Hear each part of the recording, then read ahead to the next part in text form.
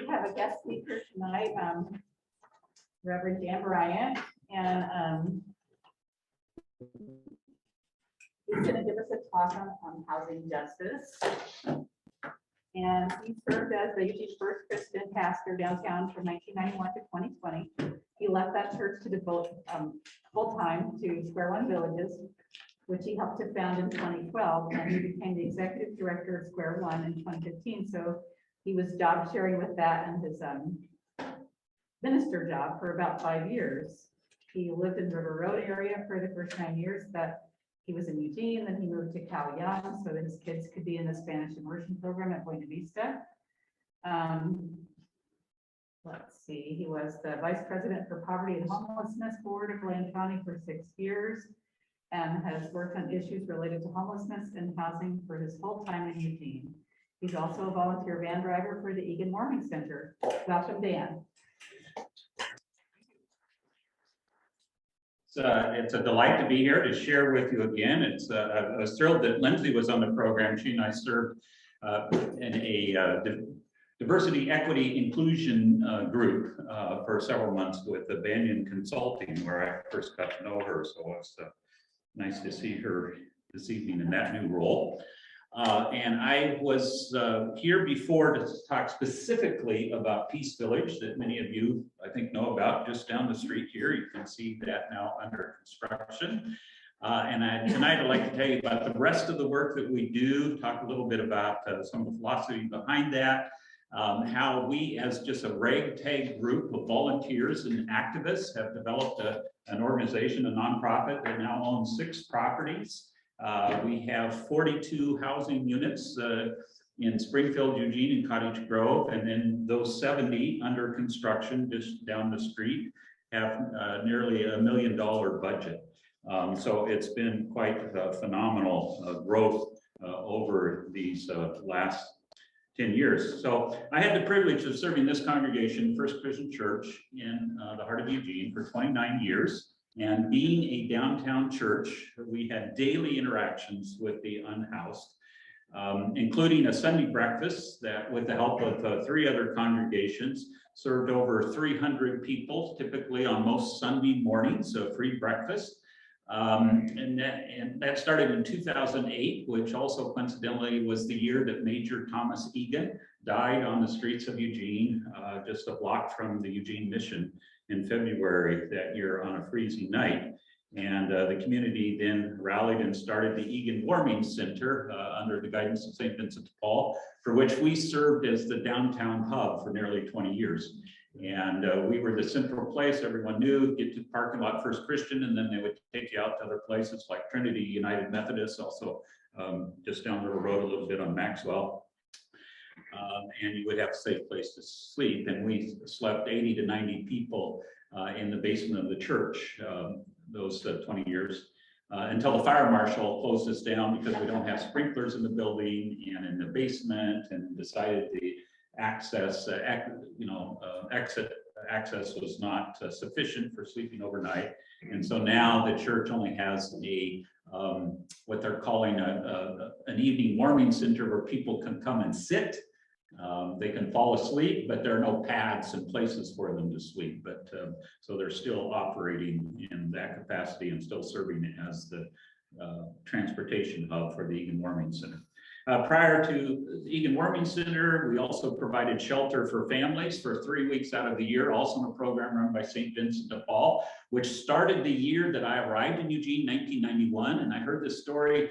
This is a temporary fix until we solve this problem for homeless families. We're going to house them in church basements and fellowship halls. That lasted for 27 years before St. Vinny's finally got the money to build what they call the annex, the family shelter. And that has stuck with me, of how these temporary fixes just last forever, it seems like.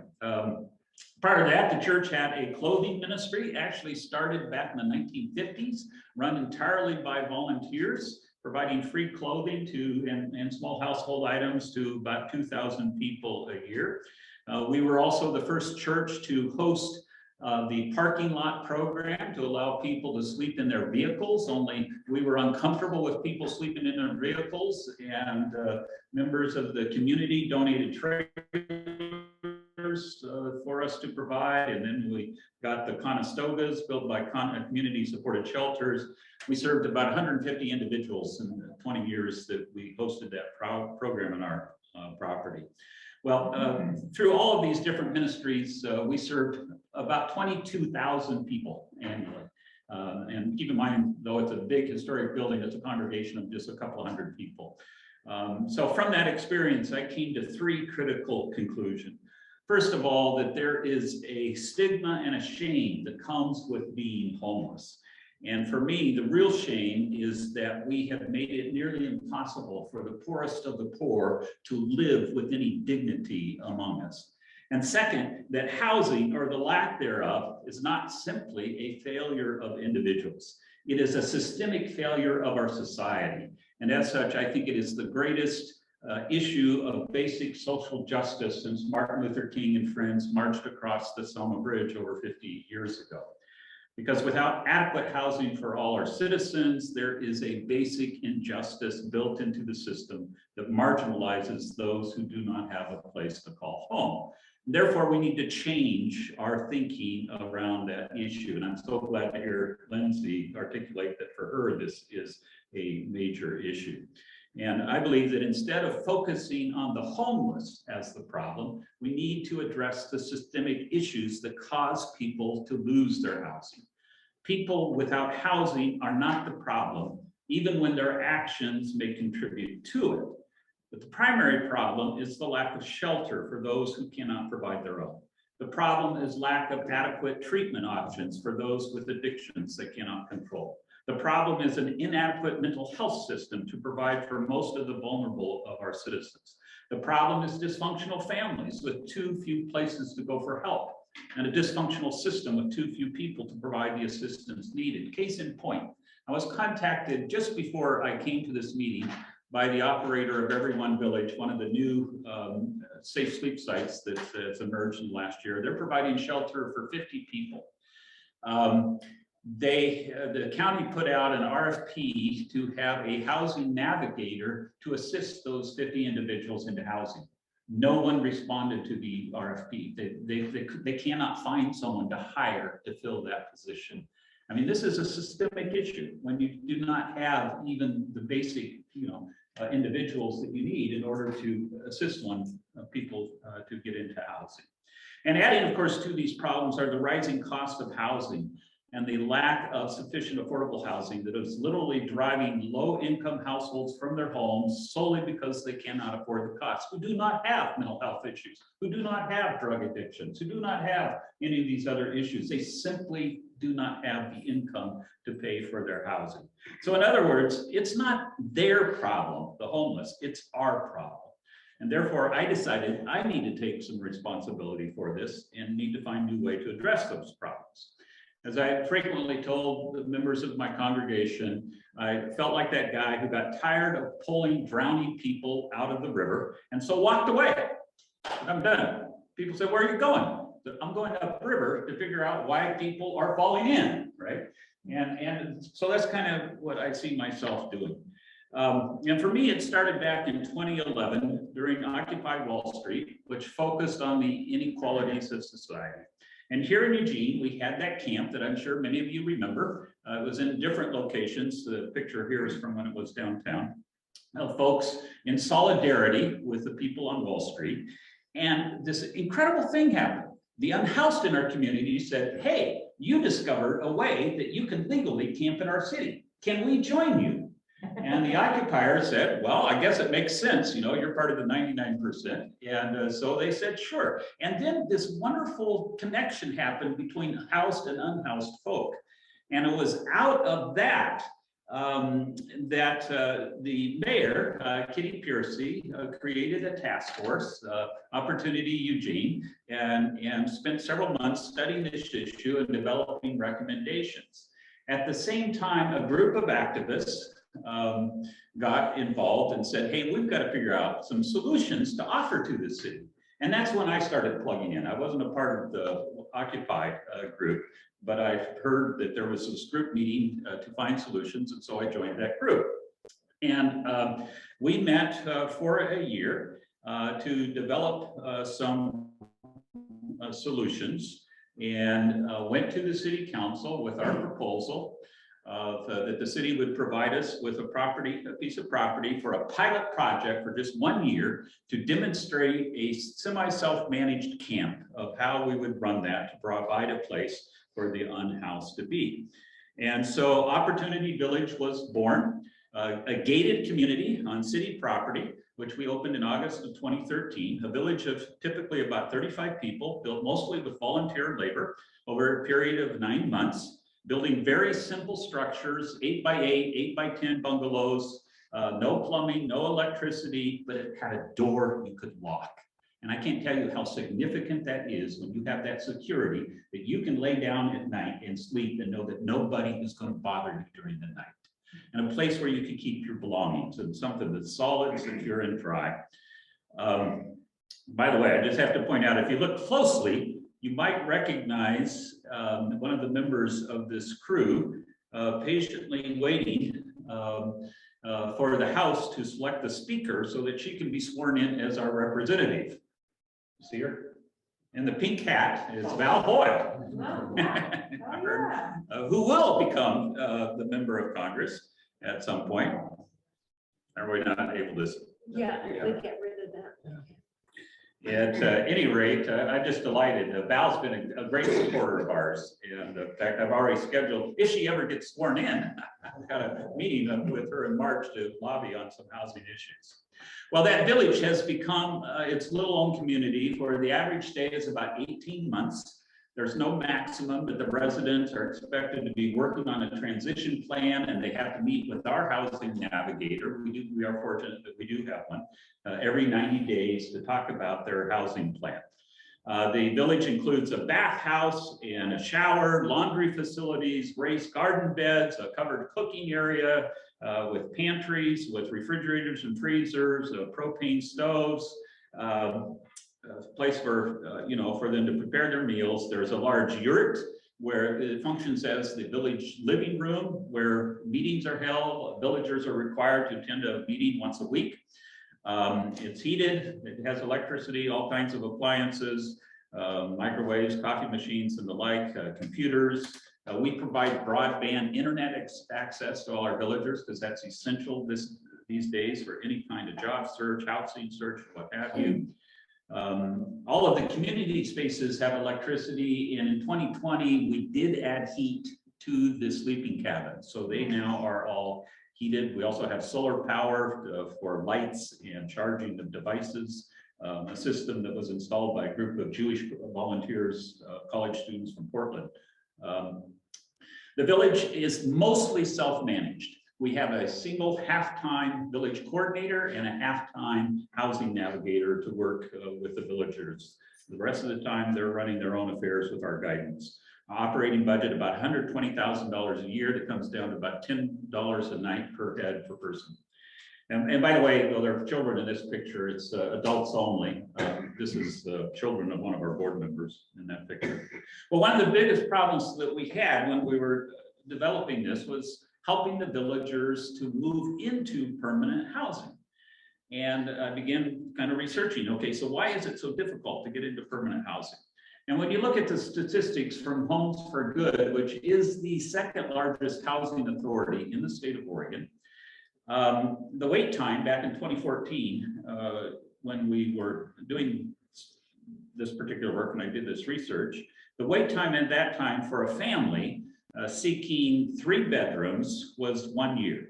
The wait time for smaller or larger families needing 2 or 4 bedrooms was 2 to 3 years. But for single adults or couples without children, like my friends Juan and Rhonda in this picture, who just need a single bedroom or even a studio, the wait time was over 6 years. Wow. And at the time I looked at this, all of the wait lists were closed. Couldn't even get So why is that? Well, one of the reasons it turns out is affordable housing is incredibly expensive to build. It's more expensive than private housing. There was a study done that showed that affordable housing is about 25% more expensive to build because of all the requirements put on it than your typical private home. And part of the reason is when you spend tax dollars, you have to do additional things to make sure that it's spent properly, and all of that costs money. You have to pay a prevailing wage and so on and so forth. There was a report done by the Oregon Housing and Services that is the state group that disperses federal dollars, found that the average cost for affordable housing back at that time, 2019, was $226,000 per unit. Today, it's running over $300,000. The newest affordable housing project in Eugene just opened last week, Katanji Court. You may have saw the article in the newspaper, just a couple of blocks from our office in Midtown, for $20 million, 59 units. That pencils out at just under $340,000 per unit. Well, if you look at our statistics, so I looked on the county's website just this afternoon. So this is a screenshot from this afternoon. This is the homeless by name list. And what it reveals is that in December, we had 4,800 individuals who were homeless. We know their names and social security numbers. We know who they are. That's in the month of December. In the year, there were over 10,000 people. Is that a city or county? That's countywide. Thank you. Yeah, about 80% of them in the city though. But yeah, that is the full county. Yeah. Over 10,000 during a year's time that were homeless. When you look at the chart at the bottom, that's 3 years. And you see how flat that is? And the highest month on record was actually November, when it was 4871, I think it was, in the last 3 years. And that light blue line that's at the top, that's this year. So we're not doing any better. In some ways, we're going backwards. I mean, the situation really is dire and is not getting any better. So if you say, okay, if an average household, we put 2 in a home of those, individuals, 4,000, we need 4,000 affordable housing units, frankly, to solve this crisis. What's it going to cost? Well, at that rate that I previously cited, that would be about $1.4 billion. So to put it in perspective, the budget for the city of Eugene is $860 million, right? And that covers everything: fire, police, safety, administration, and so on and so forth. So it would take more than the entire city's budget building it that right. That's just to give you an idea of how serious this crisis is. So we decided that we needed to figure out a different way of building housing at a lower cost and still providing quality housing. And we call our first project Eve, Emerald Village Eugene, that I like to refer to as the mother of a tiny home village. And it is, it's a beautiful little village. We bought property in the Whitaker neighborhood, 1 acre, in 2015, recruited a group of future residents to help us design it, and 13 different architects who engaged in this friendly competition to see who could design the cutest, cleverest, tiniest little home. And when I say tiny, I mean, they're really tiny. We're talking, our smallest home is 160 square feet. The largest one on this property is a 16-foot square, so 256, and it has a second floor on half of that, so a little over 320 square feet. The homes are simple, but they're not cheap. They're quality built. Each of them cost us around $45,000 to build, another $30,000 for the land and infrastructure, making it one of the least costly affordable housing projects, I think, in the country, at about a third of the typical cost. The end result is a very attractive village, appraised at $3 million. We spent $1.8 million to build it. 500,000 of that 1.8 million was in-kind contributions. The community members, the architects, the builders, the folks that participated in this, I like to say it takes a community to build a village. And it was a great project. And this is a permanent solution. The folks that live here can live here for the rest of their lives. People like Alice. She's a senior citizen who took an early retirement at the age of 62 because she knew Social Security would provide for her. She is a wonderful individual. She's not a very good financial planner. And she was shocked when she got her first Social Security check and discovered it was less than her rent. And rather than get evicted, she moved out, camped for the summer until it got too cold. She came to us at Opportunity Village, lived there for 2 years, and became one of our first residents at Emerald Village. And when we handed her the keys on this day to her own little home, this one's a little bit larger, 200 square feet, you know, with tears in her eyes, she told us how she thought she was going to spend the rest of her life living in a shelter.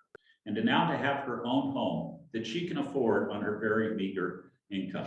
So the monthly costs here range from $250 to $350. Actually, I think they raised it $5 or $10 here about a year ago.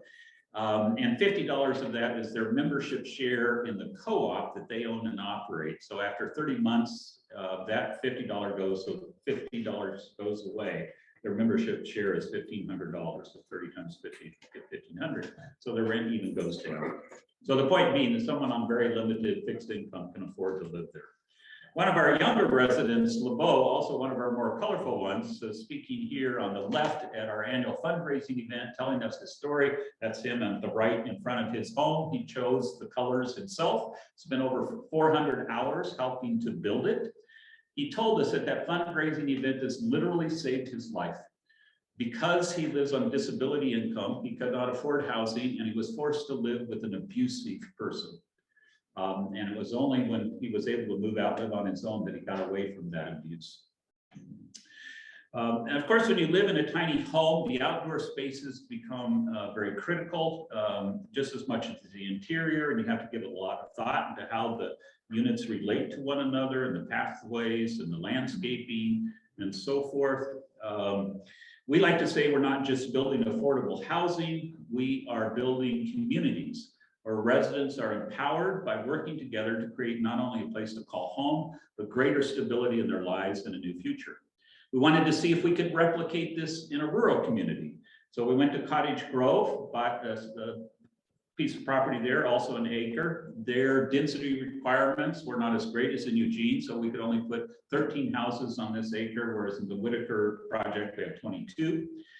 So our cost efficiencies were not as great. The homes here penciled out about $40,000 more than the ones that we built in Eugene, and also a couple of years later, but still very affordable. And then in September of 21, we opened our newest project, the C Street Co-op in Springfield. We call this our micro village. From the outside, it appears like an average size home. In the back, there is an accessory dwelling unit. The key to this project is that this house, two-story house, is divided into 4 suites. So there are actually 4 households. 3 of them are single individuals. One is a single mom with I think he's 10 years old, a child. And in the back is the duplexes, or the ADU is the duplex. So we have 6 households on the single family lot. People ask about middle housing. This is our model for what middle housing would look like. Now, you could build bigger under middle housing rules, codes, as I understand them, but this is what we would do. We think it fits in very nicely in any community, and those new middle housing codes make it more possible to do a project like this. We had to kind of skirt around the code a little bit, even to do this one, and now we don't have to do that. Dan, Yeah. the house, are those 4 individual units, or is it a great room in there? No, they're individual units. So in this case, there's the only shared space is the laundry in the back of the house. Yeah, and then the yard in between. Good question, though. You know, there's something magical about giving someone a key to their own home, especially when they had no expectation that they were going to be able to have a home again. And the wonderful relationship that occurs between the builders and the recipient of that home. And to have a home that they, in good faith, can call their own. In the Eugene and Cottage Grove projects, they own the co-op, but do not own the housing. In the Springfield project, and this one that I'll just say just a little bit more about, they actually own the housing. They don't own the property, we own the property. But we call this our village model. And we developed this with a grant from Meyer Memorial Trust. We combined a community land trust with a limited equity co-op. A community land trust is a trust that holds something for the common good of the community. And you can have community trust for all kinds of purposes, preserving nature, what have you. In this case, it's for preserving housing. A limited equity co-op, as the name implies, is a co-op that has equity, but it's limited. And you can set the value at any value. In our C Street project, we set the equity value at $20,000. We got a CDBG grant to cover half of that, so the residents only had to come up with 10, and then we helped a couple of those who didn't have that 10, in some cases 5 or even less that they put into it. In our Peace Village down the road, we're setting that equity at $5,000. That's their portion they own. One way to think about it is that the co-op then owns the difference between the equity that they have put into it and the true value of the project. And so over time, the co-op develops that additional equity that they can reinvest in the project, but they own it collectively. Another way to think about it, in the case of Peace Village, you have 70 units, you own 1/70th as a co-op of everybody's unit. And the way this works then is you have the community land trust that owns the property and stewards the property to make sure that it's well taken care of, the co-op that owns the housing that's built in on top of that property. Now, some of you have already seen this video. I showed it to the group, but it was a much smaller group. So I'll just let it run while I talk a little bit more about Peace Village, because we're so proud about it. And by the way, both C Street and Peace Village, we developed with Cultivate, a wonderful architect, Dylan Lamar, that's helped us do this, and he did most of the designs for this. We actually purchased the entire property of the church. We're leasing the church, the sanctuary, back to the congregation for 25 years for $1. In return, they knocked $300,000 off the price of the property. So in a sense, they kind of prepaid for their lease. The members, the 70 households, will be a combination of studios, single bedroom and 2 bedrooms, 4 fully ADA units. The 2 bedroom units are 2 stories with the 2 bedrooms on the 2nd story. Let's see. Oh, and we have a donor who put up $100,000 for a revolving loan fund. So anyone who can't come up with that $5,000, we tap into that revolving loan fund, and then they pay that $5,000 back over time. We think this is probably the largest housing co-op in the state of Oregon.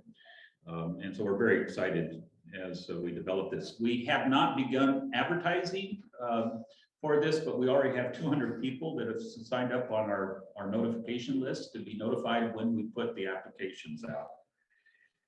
The project cost us about a little over 11 million, which pencils out to about $160,000 per unit. So again, compared to that other project I mentioned, 340,000, it's a beautiful project, by the way, no fault of that. And it's a multi-story, which is more expensive to build. So there's a lot of reasons why it's that expensive, but still we're coming in at less than half the cost of that project. So we're very proud of it and just think that it has huge potential moving forward. So you saw this picture earlier of at Emerald Village, and I'm showing it again because of the wall behind it. We don't own this wall. Provides a nice natural barrier and a sound barrier from the train, but it was covered with all this graffiti. So we hired an artist, Carrie Johnson, to develop a mural. She met with the villagers for 3 months and came up with this beautiful mural with all of these scenes of new life, butterflies and a forest fire. It had been a forest fire, it's now coming back to life. And at the other end, there's this campfire with images of the villagers dancing around it and a phoenix rising out of the ashes. And for me, that just kind of says it all, the possibilities of new life that we are providing for people who previously had so little hope for a decent place to call home. And we like to say it all begins at square one. How many people are moving in? How many people would be housed? At this project down the street, at Emerald Village, we have 22 homes. Actually, 2 of them, it's a sad story. The builder kind of went belly up on us, and we're still working to finish 2 of the homes. So at those, in the 20 homes that are occupied, we have a couple of couples. There are no children. We have one grandmother who has a grandchild who comes and stays with her. So we have, I think, about 22 24 people that live in that project. At Peace Village, we anticipate there'll be over 100.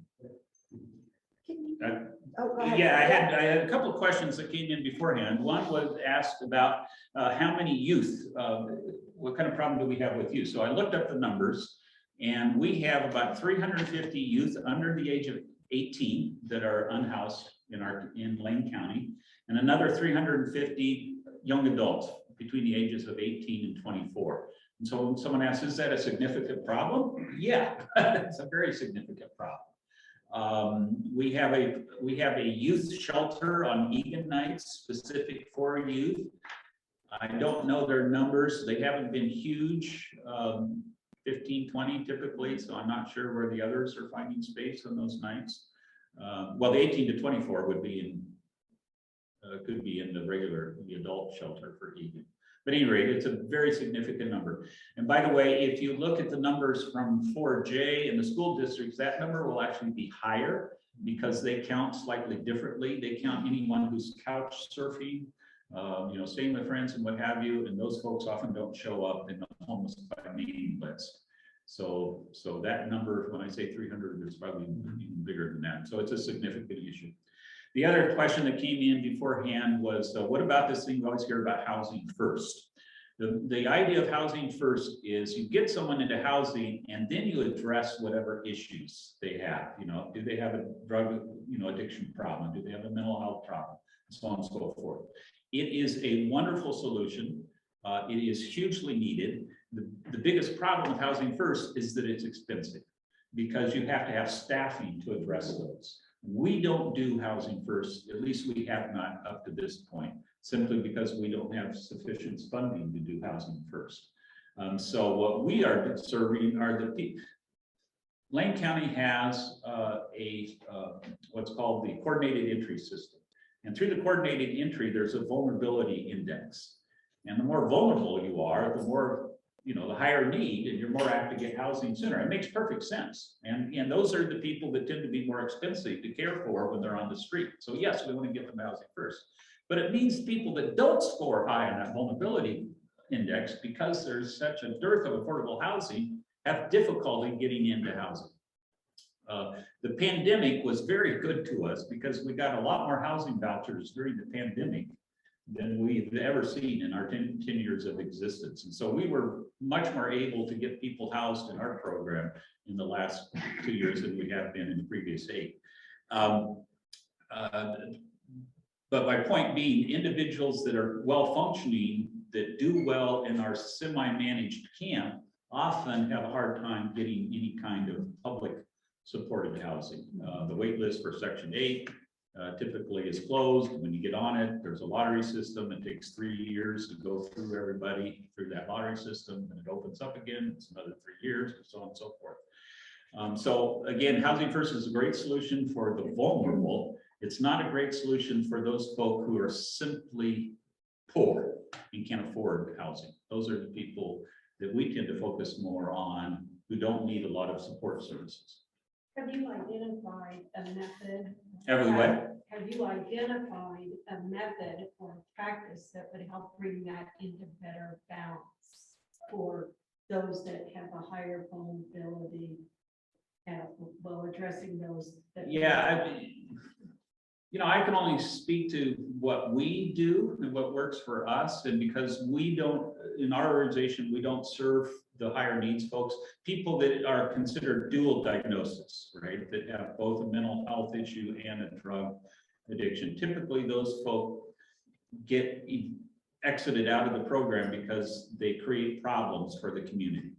And we've had a couple that have gone at our first project at Emerald Village, where we had those kinds of issues, and nobody wanted them there.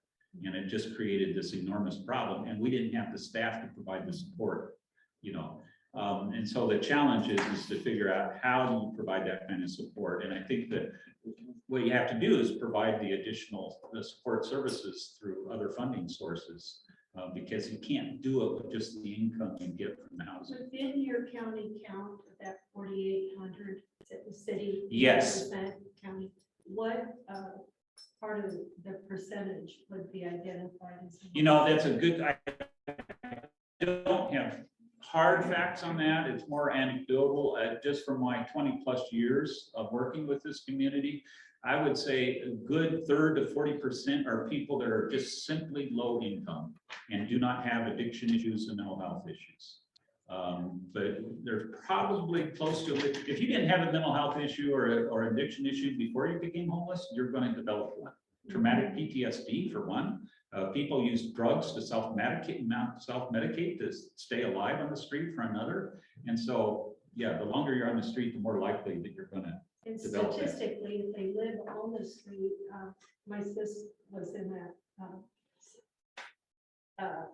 matter. 3 years, if they're on the street, 3 years, statistically, they are more likely than not able to. Yeah, the longer you're on the street, the more, yeah, absolutely. You expect it with them. Yeah, and with youth, they say 14 nights. And that's why we have the 15th night program to say if you're on the street for 2 weeks, then yeah, it just becomes much more difficult because you learn how to survive and so on and so forth. Are you aware of any programs or who involved in any programs that help people who hold that rent, pay that rent, stay in the park? To help people with that background? Yeah, to pay back rent.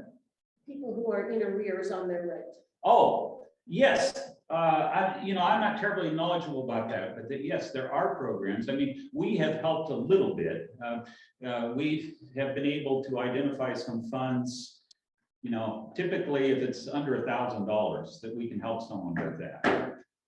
There are some other programs I know of. My program manager would be able to answer that question better. I don't personally know of it. Yeah, there are some out there, but yeah, I think it kind of depends on how much and how far you are in arrears. Yeah, we'll talk about it later. I just wanted to bring up the report that was issued, but are you familiar with Portland State's Homelessness Research and Action Collaborative?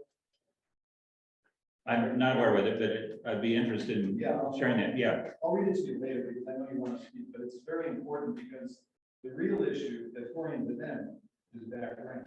It's sure, it is a significant issue. I mean, there are many issues, but it certainly is one very significant issue, without a doubt. Yeah. This was issued in 2021. So they were gathering the information prior to that in 2020, right as lockdowns happened. Approximately 89,000 Oregon households that owe back rent. At least 200,000, so that's about 270,000 people, 3 people to a household. About 200,000 households owe back rent. About 600,000. This is again about 2020. Yeah. Population of 4.2 million. Yeah. So the issue again is lack of money, lack of jobs that pay living wages. So a lot of the people that are now ending up homeless because of this, they were able to pay their homes, they were able to buy homes. Right. Or pay the rent. And then they get behind and then it's become very difficult. Yeah, I have no doubt it's a very big issue. And the pandemic in some ways made it worse. We got the short-term relief, we got rent relief during the pandemic. And then once that stopped, people that accumulated back rent during that time are now really in a hole. Yeah, they didn't really gain anything because the rent. It bought them time, but yeah, in many cases, that's all it did. It's better than nothing. So your organization or St. Vinny de Paul, have either one of you thought about getting in contact with Habitat for Humanity and, working sweat equity for these people to try and get into? We actually had, and we had Habitat volunteers on the Emerald Village project who worked with us, and Habitat helped on one of the houses. I've had a couple other conversations. We have a project, kind of a sister project up in Albany, a group that I worked with and consulted with, and they are actually co-locating a project with Habitat that they pulled together and bought a piece of property where they're going to build a number of homes. Habitat's going to build some and they're going to build some. So there is a fair amount of exchange. But yeah, very familiar. I actually was the treasurer of the Habitat chapter in Fresno before I moved here. So very familiar with their work. Just one other thing. What is your take on this future plan that Terry with St. Vincent de Paul has about the motor the trailer house build? So well, Terry is a phenomenal, entrepreneur, and I can't wait to see what comes out of it. Because and I've actually toured the building before they took possession of it, as they were in that process, and had some conversations with Terry about it. We had some speculation of working jointly. We're actually, we have a shop that St. Denis owns that they provided us on a different location where we are mass producing sleeping pods, 96 square foot. I should say mass producing. We're producing about 2 a month, so it's not, but we've got a couple of carpenters and some volunteers. We're hoping to get that up to about 4 a month as they're getting better at it. I think they've built 4 so far. We just started this in the fall. Anyway, and we're also working with students in 4 different high schools and Lane Community College to build this design. But as it's a long story to say, I saw what they're doing, talked to Terry about it. I think it has great potential. I would love to see if maybe we might even work with them on siting some of their houses. They're actually building bigger than what we're building for Peace Village. Yeah. So that's, so that's the only thing. But it'd be fun to maybe work together and figure out a way that we can use what they're building. So I haven't seen the finished product yet. When it will, to see what it actually pencils out at, right? That's going to be the key. I just love what you're doing, and I feel so inspired and thankful. And I wonder if can you, for people that want to volunteer and be supportive to the Unhoused, can you direct us to? Sure. So as I say, the building that we're doing on these sleeping pods, we can take a few, not large groups, but a couple individuals at a time. If there are folks that want to build, just get in touch with us. You can send an email to me at dan@squareonevillages.org, and I'll connect you with our builder. So he's working right now with some folks with Connected Lane County, young adults who are learning building trades, basically, and we're providing them with some hands-on training. So that's one opportunity. We, unfortunately, the property where we have Opportunity Village, the city has informed us they want it back. So keep in mind, this was a 1-year pilot project, and we're now going into 10 years. So we fully understand, and we've told them all along, when you want it back, we'll give it back to you. But we've made a proposal to them, and they're very interested in our proposal to take a piece of property that they have purchased or will soon purchase for affordable housing. And typically, when you have a piece of property, it takes 3 to 5 years to develop all the financing to build it. So that property sits vacant. I mean, you look at the property in 13th and Chambers, the city is now owned for over 10 years. They still haven't built anything on that property. Anyway, so it's sitting vacant. So I said, why not use those vacant properties for a project like Opportunity Village, where we can provide decent shelter for people during that time until you're ready to build. And so we're hoping that we will be moving Opportunity Village next summer to such a project. And at that time, we will need a lot of volunteers. So there will be a great opportunity then to help out. And I have another question, just in terms of what's happened to the housing market in Eugene. It's kind of frightening. It's very frightening. And yeah.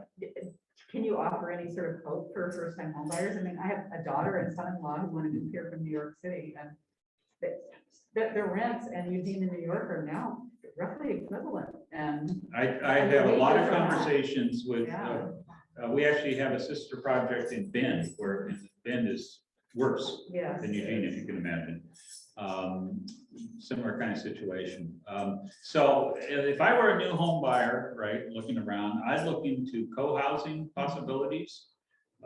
There's a group, Chuck Durrett, operates out of California, who's really developed this concept of co-housing, where you're pooling your resources with several other families and sharing a home. Will Dixon is a local architect who has a co-housing project. Been a lot of controversy around it, but I understand it's now moving forward. But it's a way that you can, share some housing. But even our project for low income, you know, our project will have you have to qualify, you have to be low income, below 60% of area median income to qualify. But for those folks, it's a starter home. Yeah. At least for some it would be, for others it may be the only home they have, but it's a place to start. You know, you can put in $5,000 or you can have a savings plans to build that $5,000 while you live there. If we loan it to you, well, when you're ready to move out, at least you've got something that you can use, you know, as a partial down payment somewhere else. So it'd be a place to start. So, you know, that's an option. Yeah, and the other is just, you know, why do we need homes that are 2,500 square feet? And you know, to look for smaller homes. You know, if you look at the average size of the American home, you know, over the last 100 years, you know, it was very common for people to have homes at 400, 500 square feet. I've done it. Yeah. Smaller even. Yeah, that's another whole issue. So that is one of the good news. So here's another option, is if you can find someone who's willing to put an accessory dwelling unit in their backyard. Right. Because you can do that now, and you can build a decent home that's, like I say, 300, 400 square feet, a tiny home. When we started this work, there was no code under which you could build a tiny home. Yes, I know. And when I talked to the building codes official, they said the smallest home you can build and get permitted was about 550 square feet. Because you had to have a minimum number of square feet for a bedroom, minimum number of square feet for a kitchen, and so on and so forth. They've now done away with that. You can build a home as small as 120 square feet. You know, so that makes it much more doable for someone. I don't recommend it for a family. For a single individual or a couple. My community relations director has a tiny home, and they're a 3-person household, about 400 square feet. My project director built a home on the same property where Emerald Village is, of 400 square feet. He's a household of 3. They're planning, I think, to have a second child. They built a second home that's now about 600 square feet. You know, so there are options out there who are creative and willing to sacrifice for a smaller home. Thank you. Can you address long-term affordability for residents in your housing model? Well, for our residents, they're in this project, right? It's guaranteed, it's in the lease that we cannot raise the rent more than the CPI. So whereas anybody else can raise the rent, what is it, 7% above CPI, I think it is. We cannot do that, first of all. Secondly, the actual rent is determined by the co-op. We as an organization say, here's the lease that the co-op needs to pay to us to cover our basic expense for keeping insurance and maintenance and things on the property. And it's up to you to determine how much your rent, you know, so they can only raise the rent on themselves. And you know, why would you raise the rent more than what you need to run the project? And because this property is guaranteed to remain in perpetuity for affordable housing purposes. You know, it can never be bought and sold on the open market. It will remain affordable forever. In theory, I mean, someone younger who lives long enough can tell me whether or not it works, but that's the way we've set it up.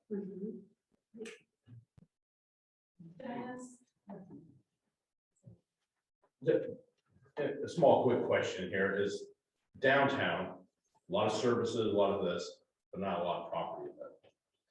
Expensive, hard to build, blah, blah. If you're going to build something, then you get people saying all the NIMBYs. How are we gonna accommodate that? To look at building an affordable place somewhere outside within Lane County, but somewhere close by, is that even an opportunity in a more rural area that doesn't necessarily have the services you need, but Well, yet you have the affordability to live? yeah, again, you don't need necessarily to provide services for everyone in affordable housing. You know, it depends on the folks that you're serving. So, you know, we built that project in Cottage Grove. So yes, in fact, I've had conversations with folks in Benita. Can we do a project there? Absolutely. You can build in rural areas, and you can't build to the same density typically, particularly if you're not in a municipality. Anytime you're in the county, you know, you can't build more than one house on a lot, and the lot size, I don't know what the minimum is, but typically it's, you know, several acres, or even if it's an acre, you know. So, so that's what drives the cost there.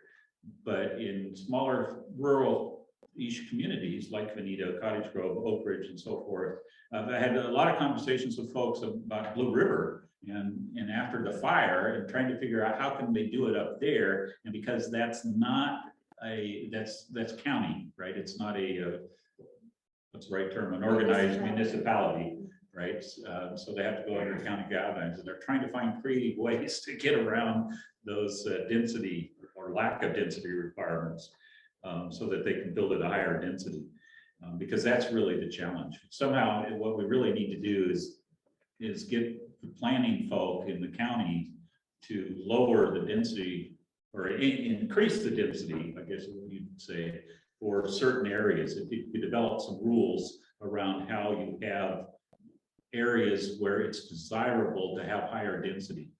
And if you can work out the sanitation issues and what have you, that would certainly help lower the costs in those rural communities. But anyway, we demonstrated it can be done in Cottage Grove. So I don't know why it can't be done in other areas. The other issue you have, of course, in rural is transportation, because you don't have the transportation system that you do in an urban area, and that increases the cost for the people who live there. So that is a concern. I guess I have two questions. The neighbors, we live fairly close to, we're unaware that it was being built when it started. So our question is, number one, parking. And number two, how are these projects funded? Where do you get your funds primarily? And I guess I have a third question about CC&Rs with your, do you have drug and alcohol restrictions for your properties at all, since they're individually owned? Right. Parking, so the parking area will basically be the same as it is now, but it's going to be all surfaced. So there are, we planning on sufficient parking spaces for the residents. And because the congregation is still in existence, we're planning on an additional minimum of 12 visitor parking spaces. It's a very small congregation, you know, so that's the plan, so that everyone will have adequate parking. So there's no street parking. 70 plus 12? It's not pencils that I don't know the numbers exactly. It's not one per unit, because we anticipate some of the households will not have vehicles. It happened that we had friends that lived south of the Beltline, and when Echo was built, it turned out they did not have sufficient parking. Yeah, that is, yeah. Neighbors were, and I see that it still is a problem. Yeah, that certainly is a concern. I can tell you that we decided to increase the parking, in part just to address that concern, make sure we're putting in more than what the code requires. I don't know off the top of my head the actual number. I'd have to look that up. But again, as I say, we anticipate that not every household will have a vehicle. But that is something, if it turns out we estimated wrong, we'll have to address that issue in some way. Secondly, in terms, so they're individual homes, so they have the same rights and responsibilities of any homeowner, right?